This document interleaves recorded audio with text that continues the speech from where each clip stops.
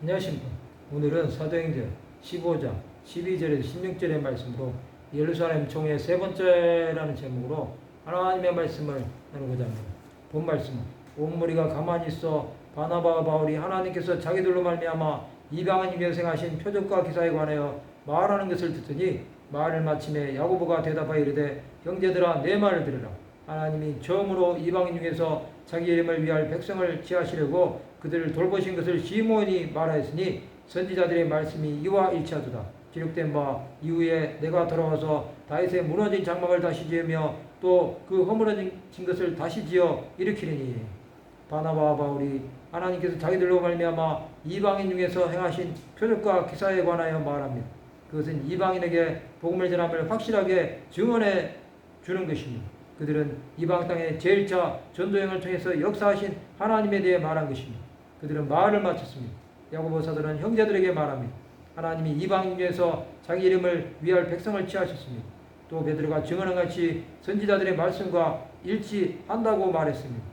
하나님은 다윗의 무너진 장막을 다시 지으며 그 허물어진 것을 다시 지어 일으키시는 분이십니다. 이것은 멸망한 유대 나라를 회복시키실 것과 이방인들이 구원을 얻을 것에 대한 예언입니다. 이것은 하나님의 때가 다 되었음을 말씀하시는 것입니다. 예수께서는 이스라엘의 회복을 위해 오신 것이 아니라 하나님 나라의 도래를 위해 오신 것입니다.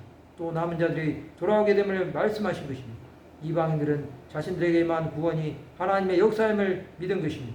예수께서 오심으로 이 모든 역사는 다 이루어진 것입니다. 하나님과의 막힌 관계가 회복이 되고 하나님의 영광을 이방 땅에서 나타내신 것입니다. 다윗의 장막은 구원받아야 할 수많은 무리들이 주 예수 앞으로 돌아오게 되는 날 완성될 것입니다. 그날을 위하여 믿음으로 사는 자들이 일어난다는 것입니다. 하나님은 이스라엘을 회복시켜서 하나님의 영광을 나타내실 것입니다.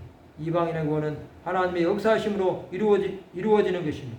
그날에 올 때 많은 무리들은 주 예수의 은혜를 보게 될 것입니다. 예수께서는 유대인과 이방인의 막힌 담을 헐어주셨습니다. 우리는 그의 은혜 안에서 사는 자들이 되어야 합니다. 이방 땅 안에 임한 구원의 역사는 하나님의 함께 하심으로 이루어진 것입니다. 우리는 그 은혜를 전하는 자들이 되어야 합니다. 주 예수는 이방 땅에 지금도 역사하시기 원하십니다. 성도 여러분, 이방인의 구원은 하나님의 예정하신 가운데 있는 것입니다. 우리는 그것을 알기에 복음을 계속해서 전해야 합니다. 우리가 전하지 않는다고 하면 이방인들은 구원을 받을 길이 없습니다. 아직도 믿지 않는 수많은 영혼들에게 주 예수를 전하는 것이 우리의 사명이 되어야 합니다.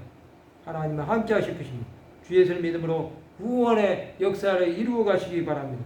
하나님은 끝까지 이 사명을 감당하기를 원하십니다. 말씀을 마치고자 합니다.